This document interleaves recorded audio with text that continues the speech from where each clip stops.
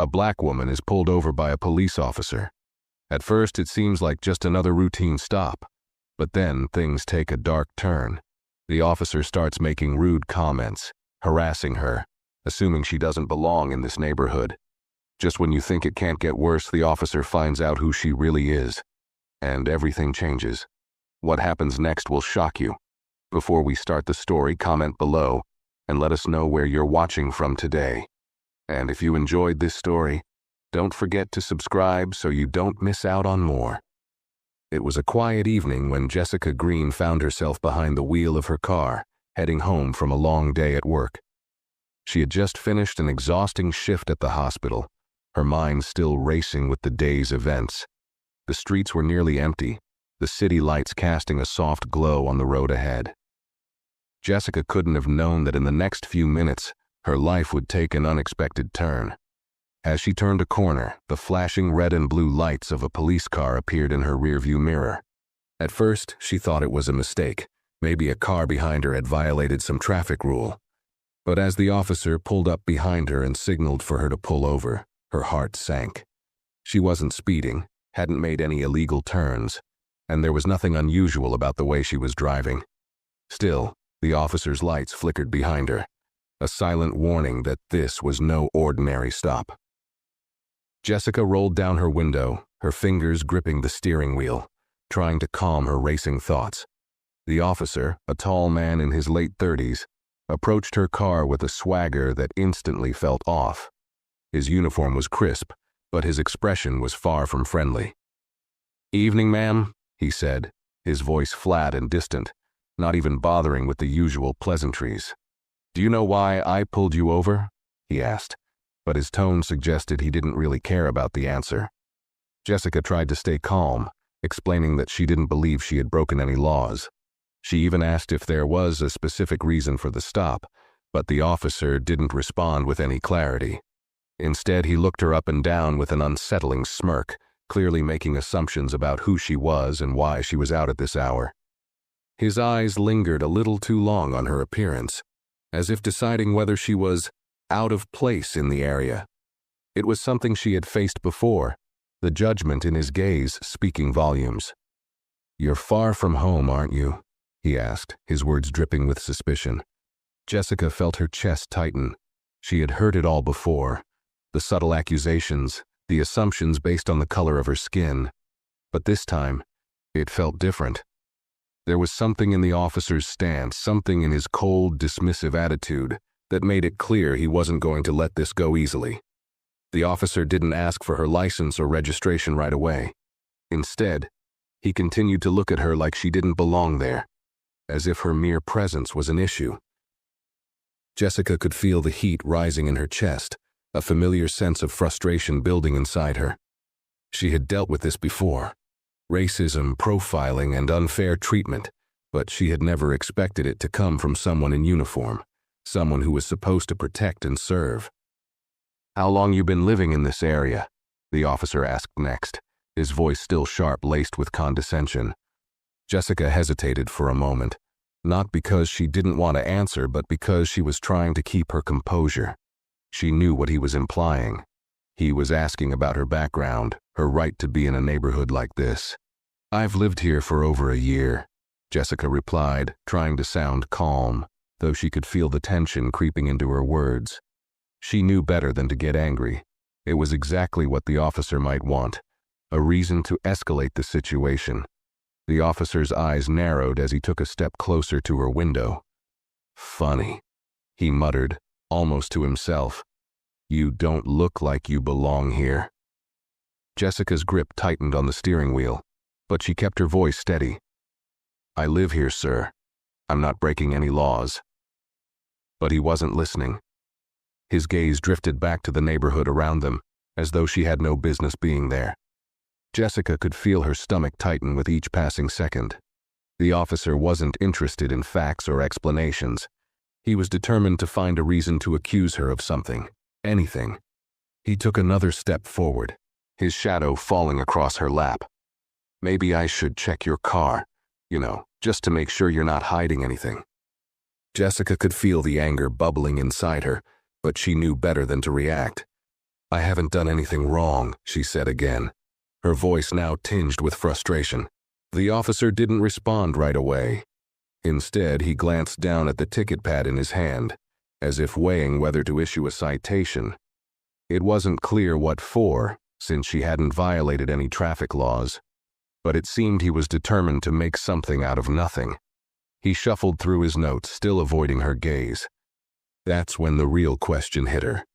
Was this just about her car, or was it something deeper, something about who she was? The silence between them hung heavy in the air, and Jessica's patience was wearing thin. She was used to dealing with difficult situations, but this one felt different. The officer's actions, the way he treated her, weren't just about a traffic stop. They were about something far more personal. As the seconds dragged on, she began to feel a tight knot in her stomach. The tension between them was palpable, like he was looking for any excuse to escalate things. Listen, I'm just trying to do my job, the officer finally said, his voice cold and dismissive. But you've got an attitude. I don't think that's going to help you. Jessica's heart raced. She had been calm, she had been polite, but apparently that wasn't enough. He had already made up his mind. She could see it in his eyes. He didn't care about facts, or fairness, or even respect.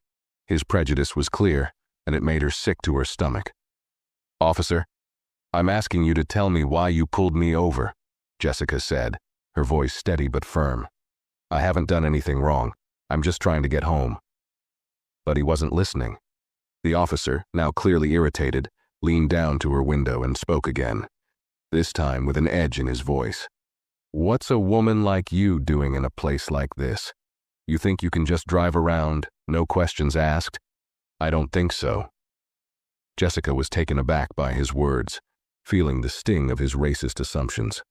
She knew exactly what he was implying. It wasn't about the car or the time of night or anything she had done.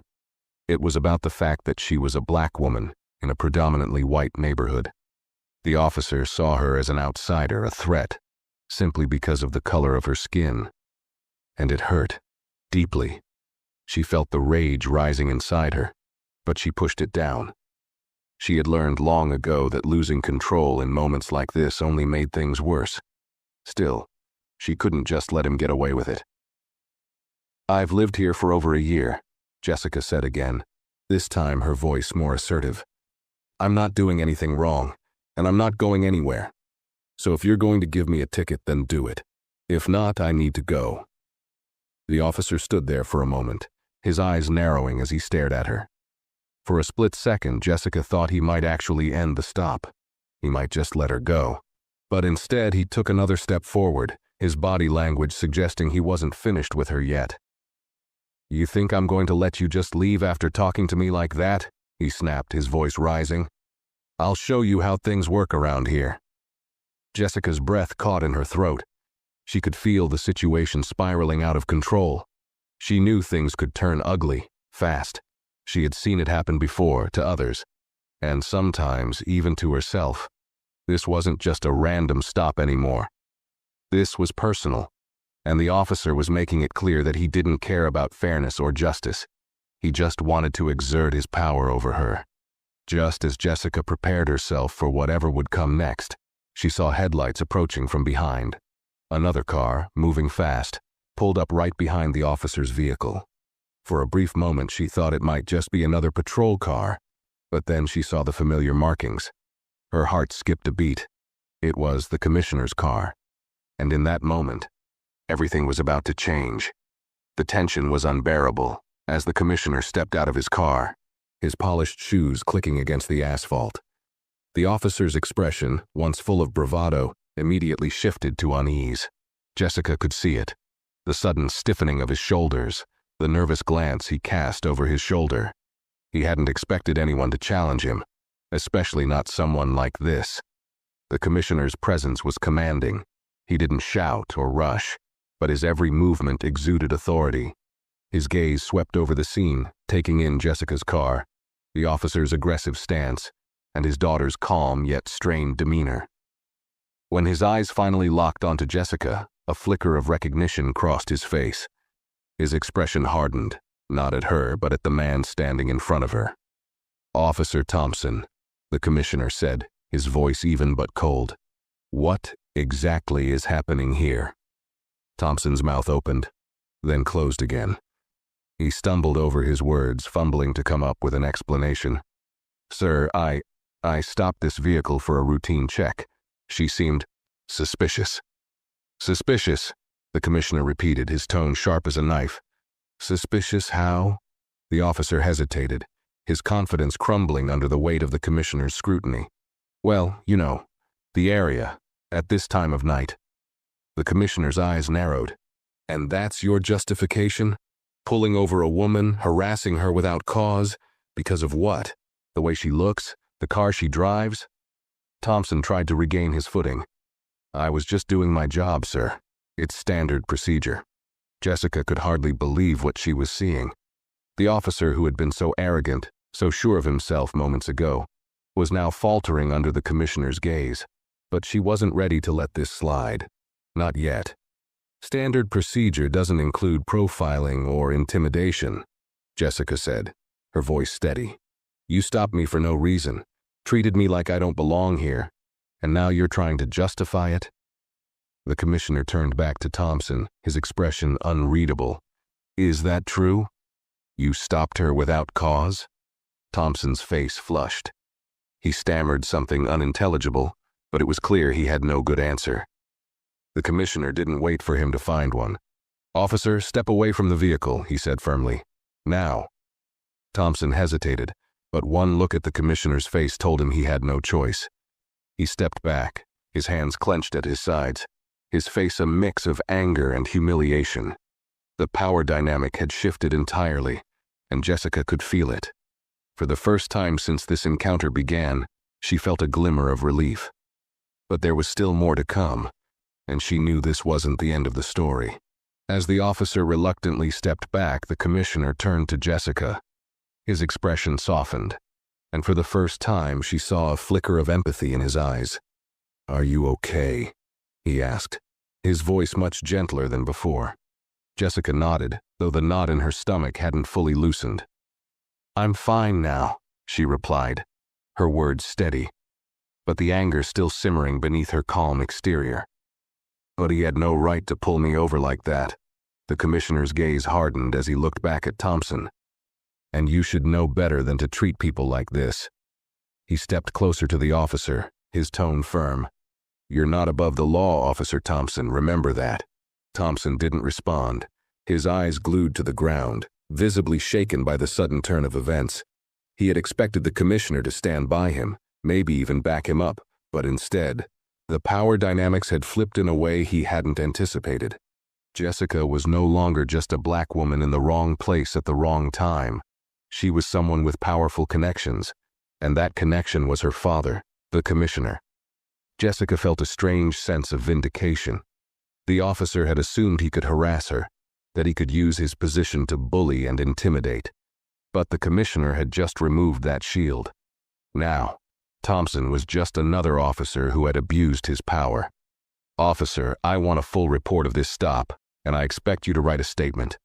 There will be consequences for your actions today, the commissioner continued, his voice cutting through the tense silence. Jessica watched the officer squirm, his face turning pale. It was clear now that he hadn't anticipated this. He hadn't expected her to be anyone important, just another target for his prejudices. The commissioner turned back to Jessica, his eyes now full of understanding. I'm sorry this happened to you. This is not how we should be treating people, especially in this city. Jessica felt a small wave of relief wash over her. The commissioner wasn't like the officer. He wasn't like the others who had chosen to turn a blind eye to the behavior of those in power. He was acknowledging the wrong, and in that moment, it felt like a small victory. I appreciate that, Jessica said quietly, finally exhaling the breath she had been holding since the officer first approached her. But this is bigger than just one stop. This is about how we're treated every day, just because of who we are. The commissioner nodded, his face grim. I know, and it's something we're going to fix, starting right now. But even as he spoke those words, Jessica couldn't help but wonder. How many more officers were like Thompson? How many more had the same biases, the same disregard for basic human dignity? This one moment might have changed the course of her night. But the reality was, for so many, things hadn't changed at all. Just as Jessica began to process this, the sound of another car approaching interrupted her thoughts. But this time, it wasn't just another police vehicle. It was an unmarked car, pulling up beside the commissioner's. Jessica's heart skipped a beat. She wasn't sure what to expect, but she knew that whatever came next would be just as important as what had already happened. The twist was far from over. The unmarked car came to a slow stop beside them, and the door swung open with a soft creak. Out stepped a tall man in a tailored suit, his expression unreadable. His eyes immediately locked onto the commissioner, and for a brief moment, the tension in the air shifted again. Jessica noticed the way the commissioner straightened up, his demeanor changing, more formal, more guarded. The newcomer wasn't just any ordinary officer. He was too polished, too composed for that. Jessica's mind raced. Was this someone important? Someone higher up in the department? The man took a few measured steps toward them, his gaze flickering between the commissioner and Jessica. "What's going on here, John?" he asked the commissioner, his voice low but commanding. The commissioner didn't hesitate. "We're handling it," he replied curtly, not bothering to elaborate further. But the stranger didn't seem satisfied with that answer. He glanced once more at Jessica, his expression briefly softening before turning back to the commissioner. "I need to know what happened," the man pressed, his voice more insistent now. "From the beginning." Jessica glanced at the commissioner, wondering what was going on. She had no idea who this man was, but the way he carried himself made it clear that he had influence. He wasn't just a bystander in this situation, and the commissioner, usually so composed, seemed to be answering to him. The power structure that had just shifted had taken another unexpected turn, and Jessica was unsure where it was headed. The commissioner let out a heavy sigh, his shoulders slumping slightly. Thompson stopped her for no reason, harassed her, and...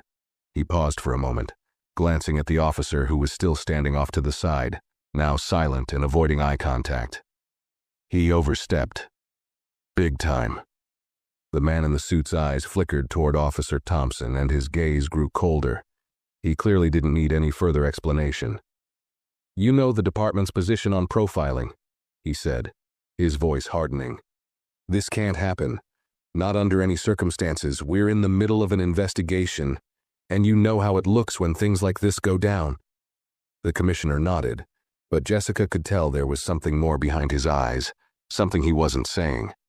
"And what about him?" the suited man asked, gesturing toward Jessica. "Do we know who she is?" The commissioner's expression shifted again, this time toward something like realization, as if a weight had just settled on his shoulders. He turned to Jessica, and for a brief moment, his eyes softened. "Jessica Green," he said, his voice quieter now. "I should have mentioned it earlier, but this is the commissioner's daughter." The man in the suit froze for a moment, his face going blank as he processed the information. The silence stretched on, as if everyone in the area had just taken a collective breath, waiting for the significance of the moment to settle in. Jessica's stomach churned. It had been a relief at first that the commissioner had stepped in, but now the full weight of the situation was beginning to settle in. It wasn't just about her being a victim of injustice. It was about the role her father played. Her father wasn't just anyone. He held a position of power, and that power had just shifted the entire narrative. The suited man didn't speak for a moment, then, finally, exhaled. "Well, that changes things," he muttered under his breath, though he was clearly trying to maintain his composure. He turned to Officer Thompson, who looked like he wanted to sink into the pavement. "You've just harassed the daughter of the police commissioner. You realize what this means, don't you?" Thompson's face went ashen, his hands trembling slightly as he tried to maintain his posture. "I didn't..." His voice cracked, but he couldn't finish his sentence. What could he say? He had no defense. "Enough," the man in the suit cut him off, his voice cold and final. He turned back to the commissioner. We'll handle this internally. There will be an official investigation, and Thompson will be placed on leave, effective immediately. Jessica stood there, the weight of the situation pressing down on her chest. She wasn't sure whether to feel relieved or more upset. The officer was being put on leave, yes, but only because of who her father was. What about the countless other people who didn't have that kind of connection? The people who had no one to step in, no one to demand accountability. How many others had suffered just like she had, without any chance of justice? But before she could process any further, the suited man looked directly at her, his gaze now more serious. I need to apologize, Miss Green, for the treatment you've received. No one should be made to feel unsafe in our city, and certainly not because of the color of their skin. Jessica nodded slowly, still processing the weight of everything happening around her. Thank you, she said quietly, her voice betraying the exhaustion she felt. It was hard to know how to feel, grateful for the apology or angry that it had taken all of this to get it. The suited man turned back to the commissioner. We'll need a full report. This is going to be made public. Jessica's eyes widened. What do you mean, public? The man's expression hardened as he met her gaze. This isn't going away, and it shouldn't. People need to see how these things unfold, so they can understand how deep the problem really is. This will be investigated, and we will hold people accountable. Jessica was surprised at his bluntness, but it felt like a step in the right direction. A very small step. She didn't know if it would be enough, but at least it was a start. Let's go, the commissioner said, his voice quieter now, filled with a weight that matched the seriousness of the situation. We've got a lot to do. As Jessica got back into her car, she couldn't help but feel a strange mix of emotions. The situation had taken a surprising turn, but deep down, she knew that this wasn't just about her. It was about the system. About the countless other people who weren't lucky enough to have someone step in when they were mistreated. This was a beginning, but it was only the beginning. And she knew there was still a long road ahead. As the commissioner and the suited man walked back to their vehicles, Jessica couldn't shake the feeling that something wasn't right. Everything had happened so quickly. The moment the commissioner arrived, the shift in power, the way Thompson had shrunk in the face of authority. But the more Jessica thought about it, the more she realized. This wasn't just about one officer making a mistake. This was about a system that allowed him and many others like him to exist unchecked. As the car engine hummed to life, she glanced out the window, watching the commissioner's vehicle pull away in the rearview mirror. The weight of his words still hung in the air. There will be consequences for your actions. That should have felt like justice, but something about it felt hollow. This wouldn't be the end for Thompson, and she knew it. What about everyone else? The ones without a commissioner for a father. The ones who didn't have the privilege of an officer backing them up when things went wrong. Her mind raced, and the bitterness of the encounter settled deep within her. The truth was, Thompson's actions might be punished, but what would really change? Wasn't that the real issue? Racism, profiling, discrimination, they weren't isolated incidents. They were part of a much bigger problem, a cycle that was hard to break. It wasn't just about this moment, but every moment that came before it, and every one that would come after. As she drove through the streets, the city seemed quieter, almost suspended in a strange, uneasy calm. Jessica's phone buzzed in her bag, snapping her out of her thoughts. She pulled it out, her heart tightening when she saw the message. It was from an unknown number, but the text left no room for doubt. You think you're untouchable now, huh? You won't get away with this. Watch your back. The words hit her like a punch in the gut. Was this the reality of the situation? She had exposed something big, and now there were people who were willing to fight back. She knew what it meant, the risk she had just put herself in. But the truth had to come out. She couldn't let it go. Her fingers gripped the steering wheel tighter. She wasn't going to let fear dictate her actions. She had already been through too much. She had faced this kind of prejudice and discrimination for years, silently battling it, but never speaking out loud. That had changed today. But as the car wound its way through the streets, Jessica couldn't help but wonder if it was enough. Was one man being put on leave truly enough to change the system? Could anything short of a complete overhaul ever really end the cycles of racial profiling and abuse? Her phone buzzed again. This time it was a news notification. Local police officer under investigation after harassing woman at traffic stop. Police commissioner's daughter involved. Jessica didn't need to read the rest. She already knew what it would say. Her father's name would be all over the headlines. The story twisted, the narrative shaped by the circumstances of her family. She had no doubt that the police force would paint this as a misunderstanding, a rogue officer acting out of turn. But Jessica knew better. This was bigger than that. It wasn't about her father's position. It was about the officer's behavior. It was about how power was abused and how, far too often, the victims were the ones who were blamed or ignored. It wasn't just about her. It was about everyone who had been pushed aside simply because of who they were. She could feel the weight of responsibility pressing down on her chest. And yet somewhere deep inside, there was a spark. A fire that had been lit by everything that had happened. Maybe she couldn't change the world overnight. But today, in this moment, she was going to stand firm. Her phone buzzed again. Another message. "We're with you. Don't let them silence you." It was from one of her childhood friends, someone who had witnessed the horrors of what happened to people like Jessica all too often. The message was brief, but its impact was heavy. They were with her. She wasn't alone in this fight. As the car pulled into the driveway, Jessica exhaled deeply, feeling the weight of the day settle on her shoulders. But she wasn't done yet. She wasn't going to let this slide into the background, forgotten with the next news cycle. She had made her stand, and now she would take it further. There were more stories to tell, more people to fight for. The battle wasn't over, not by a long shot, and Jessica Green wasn't about to back down. The following days passed in a blur. The media picked up the story, and what had started as a single incident began to snowball into a national conversation.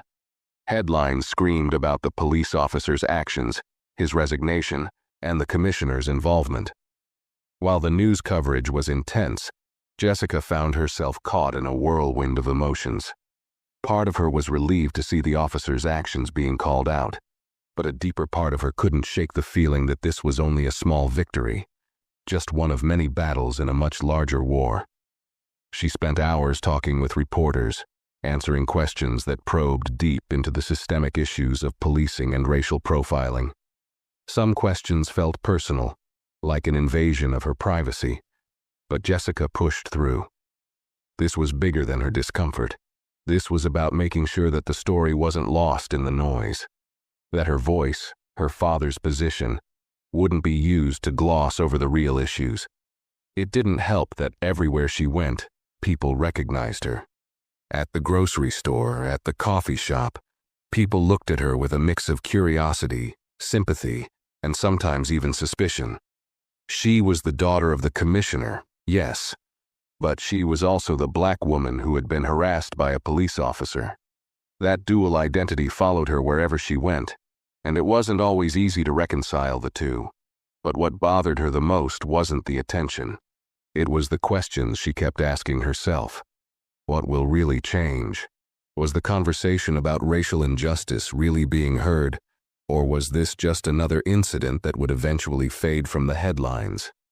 What would happen when the news cycle moved on, when the protests died down, and when people grew tired of the story? Her father tried to reassure her, but even he seemed to be carrying a weight that Jessica could see in the tightness of his shoulders and the furrow in his brow.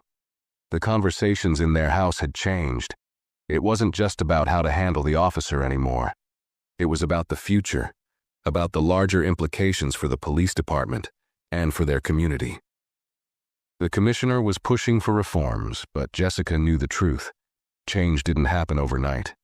It took years of work, of constant pressure, and even then, sometimes it wasn't enough. And still, The threats kept coming. Anonymous messages, calls late at night. The tone was always the same.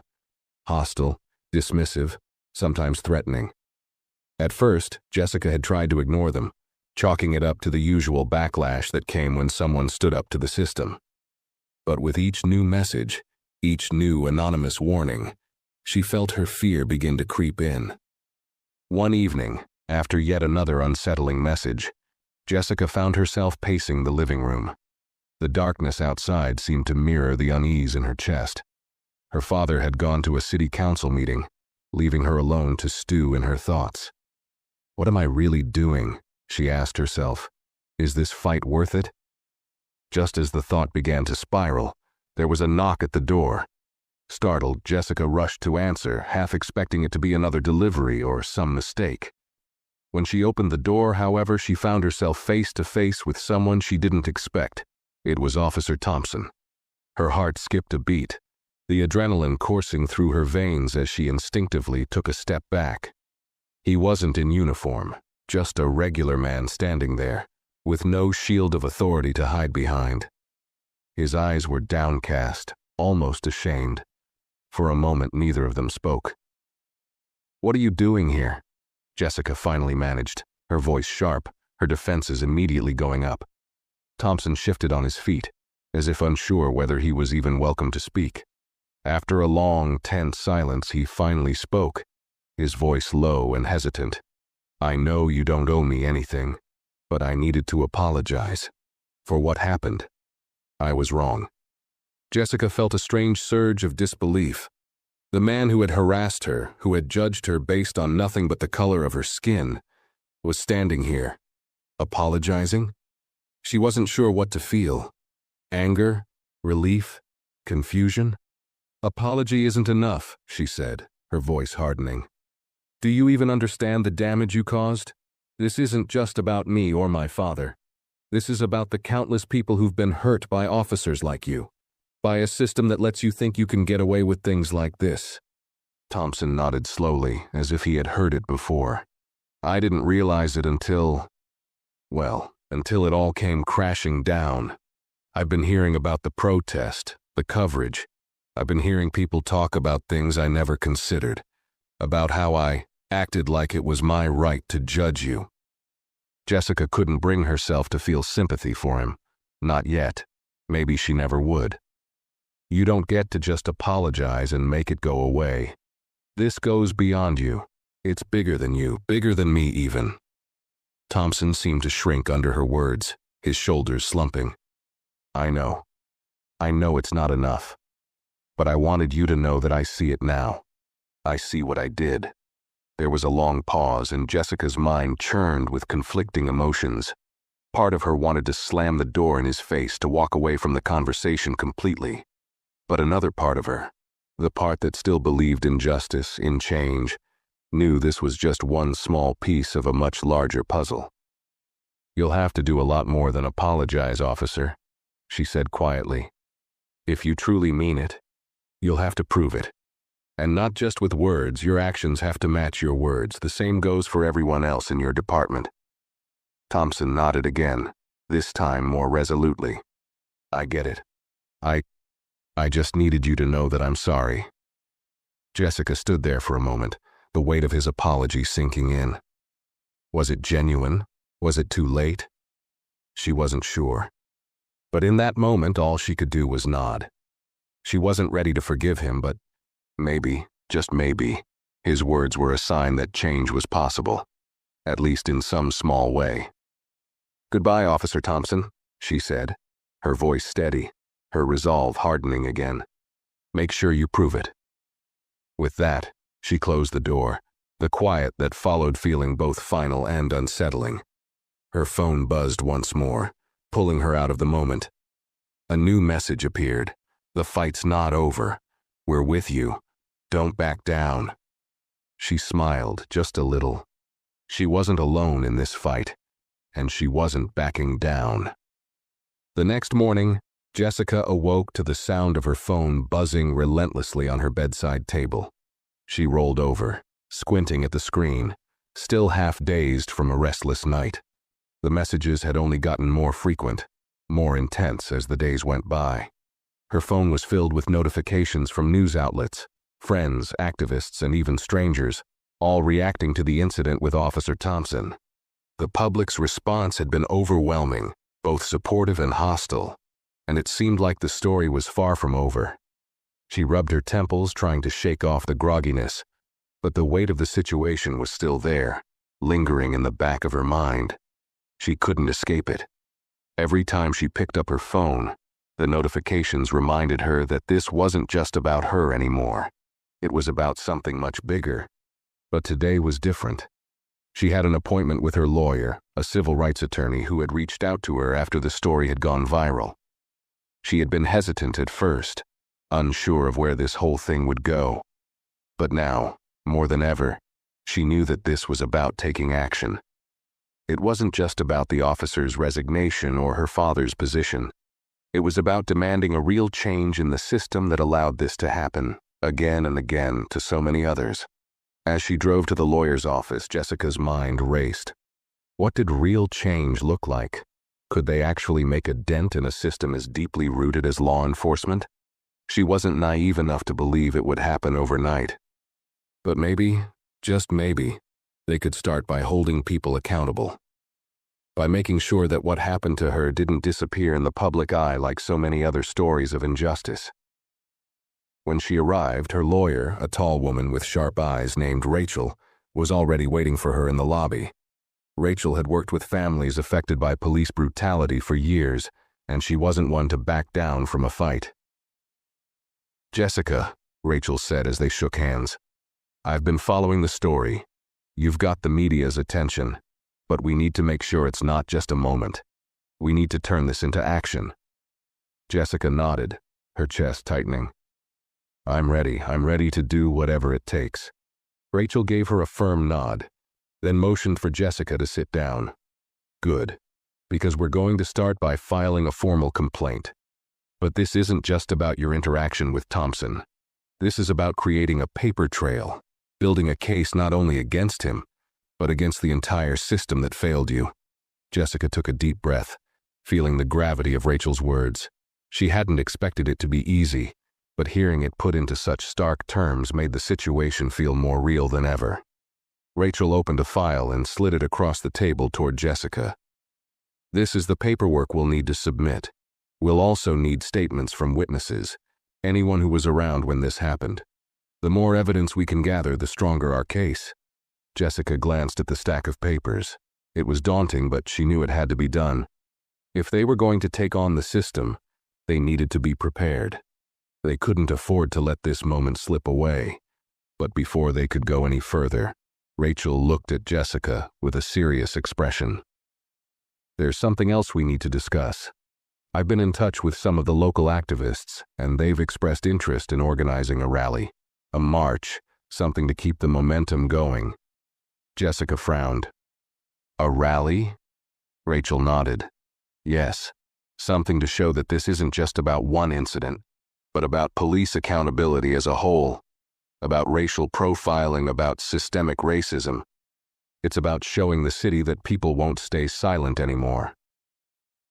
The idea of a rally felt overwhelming. Jessica wasn't sure if she was ready for something so public, so loud. She had already been thrust into the spotlight. Was this too much? But as she sat there, considering it, she realized it was exactly what the movement needed. It wasn't just about her voice. It was about all the people who had been silenced. It was about the change that had to come. "Okay," she said, her voice firm, despite the nerves twisting in her stomach. "Let's do it." Rachel smiled, a glint of determination in her eyes. "We're going to make sure people hear this story, and we're going to make sure that it doesn't fade into the background." The conversation turned back to the details of the legal process, but Jessica's mind was already focused on the rally. She wasn't just going to sit back and let this moment pass. She had already taken the first step by speaking out, by standing up to Officer Thompson. But this was something bigger. It was a chance to amplify her voice and the voices of everyone who had been affected by the same kind of injustice. By the time the meeting ended, Jessica felt a strange mix of exhaustion and determination. She was stepping into something much larger than herself, but for the first time in days she felt like she was on the right path. This wasn't just about a single officer. This was about a system that needed to change, and she was going to make sure people knew it. As she walked out of the office and back to her car, Jessica took a deep breath. She was ready for whatever came next. The fight wasn't over. It had only just begun. The rally was scheduled for the following weekend, and as the days passed, Jessica's anxiety grew. She had agreed to it, yes, but now that it was getting closer, the reality of what she was about to step into was settling in. She had never been the type to seek the spotlight. She wasn't an activist, wasn't used to being the face of any movement, but everything about this felt bigger than her, bigger than any hesitation or fear she could feel. Her phone buzzed again, and this time it was a message from Rachel. "Everything's in motion. People are showing up. You'll be speaking." Jessica stared at the words for a long moment, her heart pounding. Speaking? She hadn't even considered that. She thought she would just show up, stand with the crowd, and let the others do the talking. But now it seemed like her voice was going to be one of the key ones. Her hands trembled slightly as she set her phone down. She hadn't prepared for this. She wasn't sure she was ready for this. The thought of speaking in front of hundreds, maybe thousands of people, the idea of being the focal point of something so important, made her stomach turn. She had faced down an officer, yes, but this felt different. This was public. It was real. The whole world was watching. But then, she remembered the faces she had seen at the protests, the countless people who had shared their stories with her, their words of support flooding her social media. People who had endured similar experiences, people who were just as tired of the silence. She wasn't alone. And if she could help bring their voices to the forefront, maybe that was enough. Maybe it was worth the fear. The morning of the rally, Jessica woke up early. Her stomach was a mess of nerves, but there was also a strange sense of calm inside her, something that told her she was doing the right thing. She dressed in a simple black t-shirt with the words "Justice for All" printed on it. Nothing flashy, just a statement. She didn't need to look perfect. She didn't need to impress anyone. She needed to be there, to show up. Her father had left early for another meeting, but he had sent her a brief text before he left. "Be safe, be strong, I'm proud of you." His words were simple, but they gave her strength. The last thing she needed was to feel like she was doing this alone. As she made her way to the park where the rally was set to begin, the streets were already crowded with people. The air was thick with anticipation, the energy buzzing all around her. She could hear chants in the distance, people chanting for justice, for accountability, for change. There were signs everywhere, some hand-painted, others professionally printed, all with one central message: end police brutality. Rachel was already there when Jessica arrived, surrounded by a group of volunteers making last-minute preparations. She waved Jessica over with a broad smile, but Jessica could tell by the look on her face that the pressure was starting to mount for everyone. "You ready?" Rachel asked, her voice calm but laced with excitement. Jessica nodded, though she wasn't sure if it was true. "I think so." Rachel handed her a microphone. "You're going to do great. Just speak from the heart. You've got this." As the rally officially began, people poured into the park, filling every available space. The crowd was larger than Jessica had expected, the sea of faces stretching farther than she could see. She was no longer just one woman telling her story. She was standing in the midst of a movement, a collective fight for something much larger than herself. Speakers took the stage one by one, each person sharing their stories, their experiences with injustice, their hopes for change. It was powerful hearing so many voices come together, voices that had been silenced for far too long. Jessica stood at the side of the stage, listening, taking it all in, feeling the weight of the moment. And then it was her turn. Rachel gave her a small nod and a quick squeeze on the shoulder, and Jessica stepped up to the microphone. The crowd went silent, and all of a sudden, the world felt very small. The spotlight felt too bright. the air too thick with expectation. Her heart hammered in her chest, and for a moment she wondered if she could even do it, if she could speak the words that were weighing on her. But then she remembered why she was here. She remembered the people who had been ignored, the lives that had been lost, the voices that had been stifled. This was for them. This was for justice. "Hi," she began, her voice shaky at first, but growing steadier with each word. "I'm Jessica Green. I'm the daughter of the police commissioner. And I'm here today because I've lived through something that so many others have lived through too. But I'm not just here because of what happened to me. I'm here because of all the people who don't have a voice. I'm here because of the people who are still fighting for their lives, for their dignity, for their right to walk down the street without fear." Her breath caught in her throat, but she pressed on. "I was pulled over by an officer who judged me based on the color of my skin, who thought it was okay to question my place in this city, to question my worth. He treated me like I was a criminal, like I didn't belong here.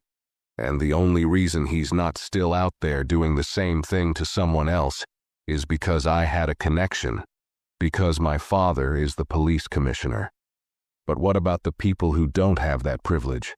What about the people who don't have someone to step in for them when they're being mistreated?" The crowd was quiet, hanging on every word. Jessica's voice grew stronger, more sure of itself. "This isn't just about me. This is about a system that protects those who abuse their power, a system that lets people like Officer Thompson continue to act without consequences. And we can't let that happen anymore."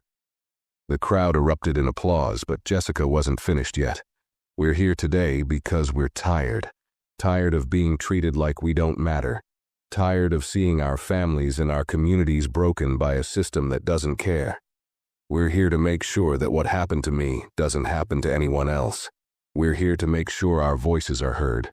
And we're here to make sure that we hold people accountable. Because until that happens, we won't stop fighting." As the last words left her mouth, the crowd cheered, chanting her words back to her. "Justice for all! Justice for all!" The energy was electric, a wave of power and unity sweeping through the park. Jessica felt the weight of everything she had said settle on her shoulders. But this time, it wasn't a burden. It was a responsibility she was willing to carry. The rally continued, the crowd growing louder with each passing minute. Jessica stood on the stage, surrounded by people who were just as determined, just as tired of the same old injustices.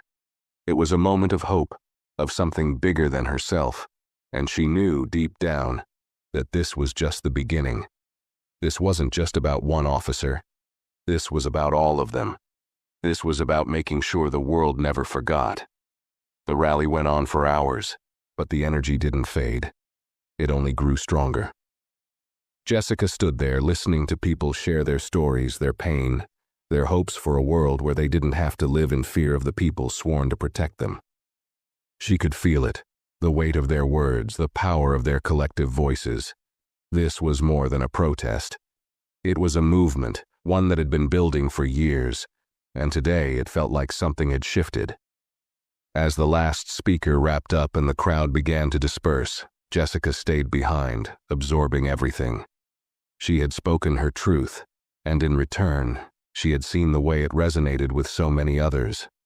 For the first time in days, the fear that had gripped her began to ease. The doubts that had clouded her mind seemed smaller now, like they didn't matter in the grand scheme of what they were trying to achieve. "That was incredible," Rachel said, stepping up beside her, a wide smile on her face. "You did more than just speak, you moved people." Jessica nodded, feeling a rush of emotion she hadn't expected. "I didn't expect it to feel like this. I thought I'd be terrified, but I don't know. It felt right." Rachel smiled again, her eyes bright with pride. "Because it was. You've got the kind of fire we need. People are listening. They're paying attention." But as much as Jessica wanted to feel only relief, a nagging thought crept into her mind. Was this enough? Sure, the rally had been powerful. The support from the crowd had been overwhelming. But she knew this was just the beginning. The hard part was still ahead. The battle wasn't going to be won in one day, and she wasn't going to let herself believe that one rally would solve everything. "Now we keep pushing," she said softly, more to herself than anyone else. "This isn't over." Rachel raised an eyebrow. "No, it's not, but today we showed them we're not going anywhere, and that's huge." Jessica nodded again, more determined than ever. "I know. But the next step is holding people accountable. The officer, the department, the system. And I'm not stopping until that happens." Rachel's expression grew serious, but she nodded in agreement. "I'm with you every step of the way." That night, after the rally ended and the crowd began to disperse, Jessica sat quietly in her living room, reflecting on everything that had transpired. The sound of the television was on in the background, but her mind was elsewhere. For the first time, the weight of what she had done felt less like a burden and more like a responsibility she was willing to carry. She had spoken out, had made herself heard. But now, she had to follow through. She knew that this fight was going to take everything she had. It wasn't going to be easy, and there would be days when she felt like giving up. But there were too many people depending on her to let it fade into the background. Her phone buzzed again, breaking her thoughts. She glanced at the screen, already knowing who it was. It was her father. "I'm proud of you, Jess. You were amazing today, but this is only the beginning. I'll be right here with you, every step of the way." She smiled, her heart swelling with gratitude. Her father's support meant everything to her. He had always been there for her, but this was different. He wasn't just her father, he was her ally. And together they were going to hold this system accountable. She typed a quick response. "Thanks, Dad. We're just getting started." Jessica leaned back on the couch, staring out the window at the city skyline. The world outside seemed unchanged, but in her heart, she knew something had shifted. Something big was happening, and she was going to make sure it didn't stop here. It was going to be hard. She wasn't naive enough to think change would come easily, but she was ready to fight for it. She had to be, and as she looked at the messages of support still flooding in on her phone, she knew that, for once, she wasn't standing alone. This wasn't just about one officer. This was about an entire system that needed to be torn down and rebuilt. And Jessica Green, with everything she had inside her, was ready to be the one to start the change. The days following the rally were a blur of media attention, meetings with the lawyer, and endless phone calls. The story of what happened to Jessica had captured national attention, and now the pressure to turn this into real change was mounting. Headlines and social media posts still buzzed with the aftermath of the rally, and the calls for accountability echoed across the city. But while the noise around her grew louder, Jessica found herself more focused than ever on the task ahead. Her father's office was bombarded with calls, many of them congratulatory, but some, especially from within the department, were less than kind. There were murmurs, whispers in the hallways of the police force. It was clear that some didn't appreciate the attention that Jessica's story had brought to light. But even as the tension mounted, her father stayed firm. He was committed to the reforms they had started discussing in private weeks before. The media continued to scrutinize Officer Thompson, but Jessica knew that the attention couldn't stop with him. It couldn't just be about one man's behavior. This was about an entire system that had been allowed to function unchecked for far too long. For every Officer Thompson, there were countless others who needed to be held accountable. And for every person who had suffered under that system, there needed to be real, lasting change. One evening, after a long day of meetings, Jessica sat at her kitchen table staring at the documents spread out in front of her. The legal team had been busy drafting complaints, collecting testimonies, and building the case. There was a growing momentum, but it wasn't enough. She knew that it would take more than just a few legal battles to shift the culture of an entire department. It would take a movement. It would take pressure, persistence, and time. Her phone buzzed again. Another message from Rachel. "The city council meeting is tomorrow. They're discussing new measures for police accountability. They want you to speak again." Jessica's stomach twisted. Another speech. Another chance to stand in front of a crowd and make her voice heard. The weight of it all felt like it was never going to let up. But at the same time, she knew that this was part of the fight. Every speech, every interview, every conversation added to the pressure that the system needed to feel. The spotlight was on them now, and they couldn't just sweep things under the rug anymore. She quickly typed a response. "I'll be there." The next morning, Jessica arrived at the city council meeting early. She didn't know what to expect, but she knew the discussion would be important. She wasn't sure if the council members were truly ready for the kind of change that was needed, but she wasn't going to let them off the hook. As she entered the chamber, she noticed the tense atmosphere. The room was packed. Activists, community leaders, families, and citizens who had been directly affected by police misconduct. The council members sat at their desks, some looking more nervous than others, as if they weren't sure what they were about to face. Jessica took her seat near the front, her hands folded in her lap. Her heart was racing, but her mind was clear. This wasn't just about her anymore.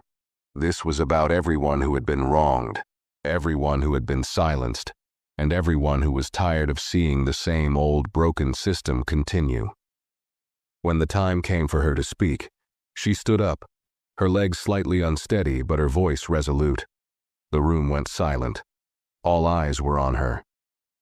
"I'm here today because I'm not just fighting for my own justice," she began, her voice firm, but still carrying a hint of the raw emotion she had felt since that first moment she was harassed.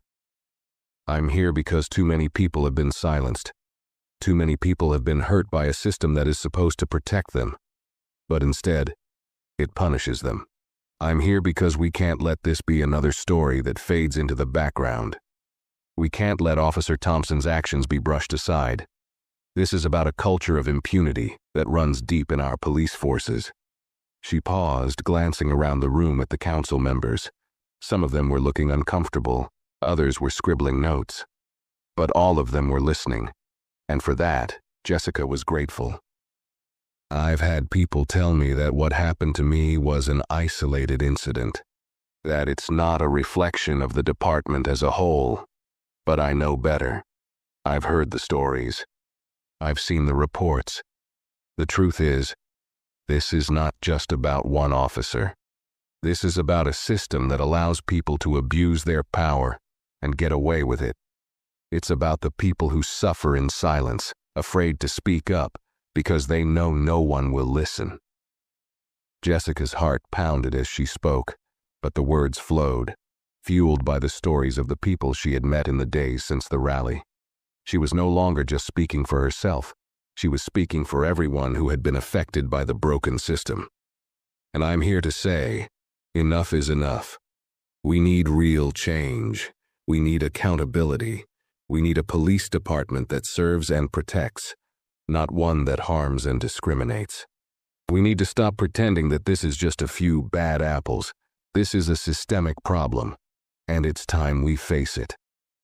Her words hung in the air, heavy with the truth they carried.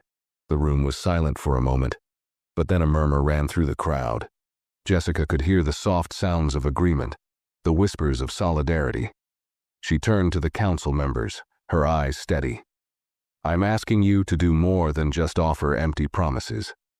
I'm asking you to take action, to make sure that what happened to me doesn't happen to anyone else. We need real reform, and we need it now." With that, she stepped away from the podium, her heart still racing, but feeling like she had said everything she needed to say. The council members exchanged glances, some nodding in agreement, while others looked more uncertain. But Jessica knew that the conversation had changed. They couldn't just ignore it anymore. As she took her seat, she looked out at the crowd. The people in the room were standing, clapping, chanting once again, "Justice for all, justice for all." Jessica's hand shook slightly, but she couldn't help the smile that tugged at her lips. She was making a difference. She wasn't going to let this be another forgotten story. She wasn't going to let this fight die. Not now, not ever. The battle was far from over, but today, she had taken another step. And with every step, they were closer to the change they all desperately needed. The days after the city council meeting felt like a blur, but the momentum continued to build. Jessica had spoken her truth, and it resonated with more people than she ever could have imagined. The news outlets were still covering her story, and the city's push for police reform gained traction. But as the week wore on, Jessica began to feel the weight of what was coming next. The attention had shifted from her speech to the behind-the-scenes work. There were ongoing discussions with the police department, and the city council had agreed to form an independent review board to investigate incidents like the one Jessica had faced. But as the talks continued, Jessica couldn't shake the nagging feeling that the changes wouldn't come fast enough, that the system would drag its feet and continue to protect its own. The fear that the change might be cosmetic, a few reforms here and there, a new policy implemented on paper, but nothing real, nothing that would actually alter the culture of the department, lingered in the back of her mind. Still, she refused to let herself get discouraged. Every phone call, every meeting, every conversation was another step in the right direction. And she knew that if they could keep the pressure on, if they could keep the public engaged, they could force real change. Rachel had become more than just her lawyer. She was now a trusted ally, someone who understood what this fight was really about. Late one evening, after another long day of meetings, they sat together in Jessica's living room, papers scattered across the coffee table. "We've got to keep this momentum going," Rachel said, looking over a stack of notes from the council meeting. "But we need to make sure that we're not just talking about change. We need to start pushing for actual policy shifts." Jessica leaned back in her chair, exhaustion creeping into her bones. "I know," she replied quietly, "but it feels like we're hitting a wall. It's one thing to say you're going to change, but it's another to actually do it. The police department's dug in deep. There are people in that system who don't want to give up their power, and no matter what we do, they'll resist." Rachel nodded, her face serious. "You're right. Change is never easy. It's a fight, and you've already proven that you're willing to fight for it. But we need more than just the city council. We need the community behind us. We need the public demanding this reform every single day.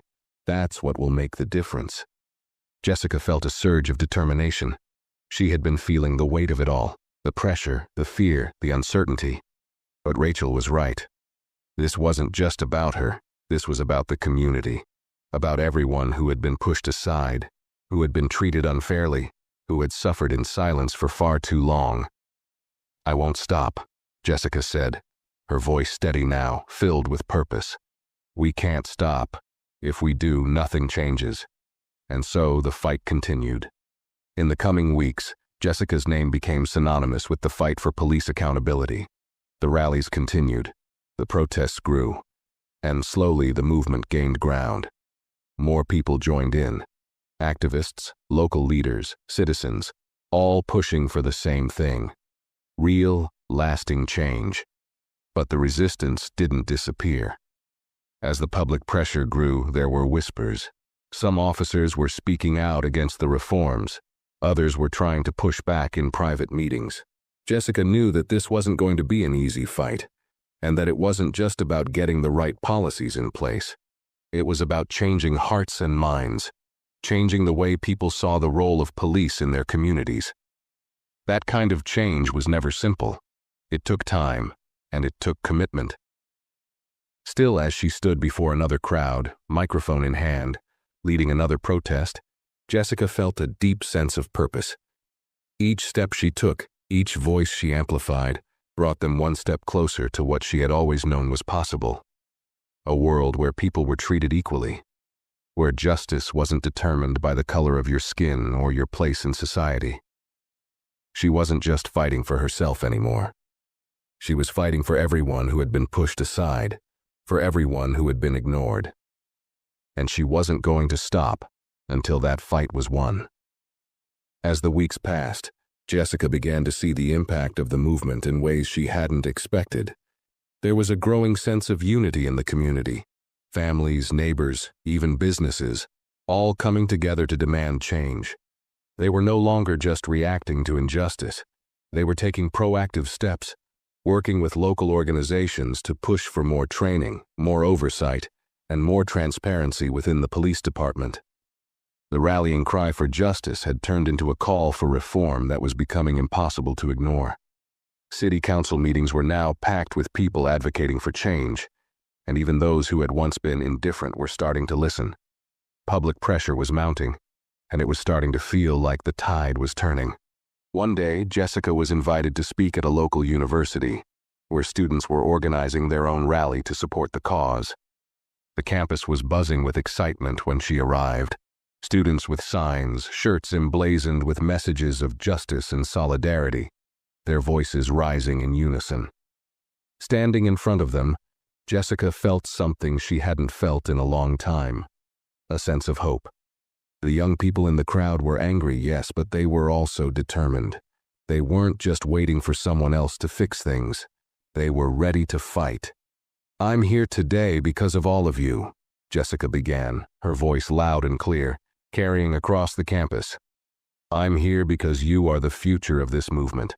You are the ones who will carry this fight forward, who will make sure that our voices aren't just heard, but acted on." The crowd cheered, and Jessica felt a rush of energy course through her. It wasn't just about holding the police accountable. It was about creating a world where everyone, regardless of their race, their background, or their identity, had the same opportunities for justice. "Change doesn't come easily," she continued, "but we can make it happen. And we will." The applause was deafening, the energy in the air infectious. For the first time in weeks, Jessica allowed herself to believe that maybe, just maybe, they were going to win this fight. It wasn't going to be quick, and it wasn't going to be simple. But there was no going back now. The movement was alive, and the world was starting to change. As the rally came to a close, students approached her, asking questions, sharing their stories, and telling her how much her fight had inspired them. And in those moments, Jessica knew that the fight wasn't just hers anymore. It belonged to everyone who had been silenced, to everyone who had been overlooked, to everyone who was tired of being treated like they didn't matter. Together, they were rewriting the future. And Jessica was more committed than ever to making sure the story didn't end until true justice had been achieved. Months passed, and the momentum Jessica had helped build didn't falter. It was, as she had known from the beginning, a long and hard road. But with each passing day, the community continued to rally behind the cause, pushing for the reforms that had once seemed impossible. Jessica found herself at the center of something much larger than she had ever anticipated, something that was reshaping not only the police department but the entire city. The pressure was on, but it wasn't just coming from the people anymore. The city council, recognizing the growing demand for real change, began pushing for legislation that would ensure police accountability. The mayor's office, once reluctant, started to publicly back the reforms. It felt finally like the tide was turning in their favor. And yet, Jessica couldn't let herself get complacent. Even when things seemed like they were moving in the right direction, there was always the fear that it would be another empty promise, another well-meaning initiative that would be watered down and forgotten. She couldn't afford to let that happen, not when so many were depending on her to keep pushing. It was a Wednesday when the announcement came. Officer Thompson, after months of internal investigation, was facing charges, not just for his actions toward Jessica, but for a pattern of behavior that had been uncovered during the review. It wasn't just about one bad cop. It was about a history of systemic issues within the department. The charges were a victory, but Jessica knew this was just one small piece of the puzzle. There would be more officers, more departments, more systems to break down. The victory wasn't in the headlines, it was in the quiet moments. It was in the faces of the people who had been with her every step of the way, the ones who had stood by her when the fight seemed impossible. And it was in the younger generation, the ones who had shown up at the rallies, the ones who were now leading their own protests, organizing their own movements. One evening, as Jessica sat in her living room, scrolling through the latest news, her father walked in, a rare look of quiet satisfaction on his face. He set down a thick folder and took a seat beside her. "Thompson's gone," he said, his voice still carrying the weight of years in law enforcement, but there was a sense of finality to his words now. "They're putting new policies in place. The department is starting to listen. And more than that, the city is finally paying attention." Jessica put down her phone and turned to face him. "Is it enough?" she asked, her voice a mixture of hope and caution. Her father smiled, though it was a tired smile. "It's a start. But you know as well as I do that the real work is just beginning. The reforms, the changes, they're necessary. But real change takes time, and it takes commitment from everyone, not just the people in charge, but the people who have been pushing for this." Jessica nodded slowly, the weight of his words sinking in. He was right. The victory was important, but it was only the beginning.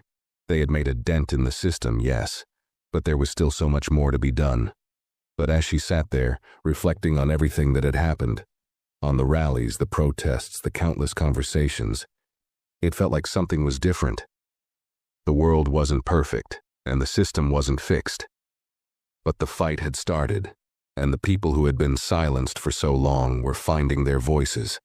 And Jessica, in a way she had never expected, had become one of those voices. "One thing I've learned through all this," she said quietly, looking out the window at the city skyline, "is that change doesn't just come from the top. It comes from all of us, from the people who are willing to stand up, even when it's hard, even when we're afraid." Her father didn't say anything for a moment, just sat there beside her, and Jessica could feel his pride in the quiet space between them. "You've taught me that," he said finally. "You've done more than I could ever have imagined. You've made a difference, Jess." She smiled softly, but there was no arrogance in her expression. She knew the fight wasn't over, not by a long shot. There were still injustices to be uncovered, still battles to be fought. But for the first time in a long while, she allowed herself to feel a sense of peace. It wasn't just about the victories that made the headlines. It was about the way the community had come together, the way people had risen up to demand their rights, the way the conversation had changed. It was about the hope that one day, a future where everyone was treated equally would no longer be a dream, but a reality. Jessica's phone buzzed one last time that night. It was a message from Rachel. "We've got more work to do. But tonight we rest. Tomorrow we fight again." And Jessica, with all the resolve she had built over the past months, knew that it was exactly what she would do. The fight was far from over, but the difference they had made so far, no matter how small, was enough to keep pushing forward. Tomorrow, they would fight again. And with that thought, Jessica finally allowed herself to rest, knowing that the road to change was long, but they had already come so much further than anyone ever thought possible. And for the first time, she felt like they might just get there. If you found this story impactful, make sure to like the video and share your thoughts in the comments below. Don't forget to subscribe to the channel for more stories like this. Thanks for watching.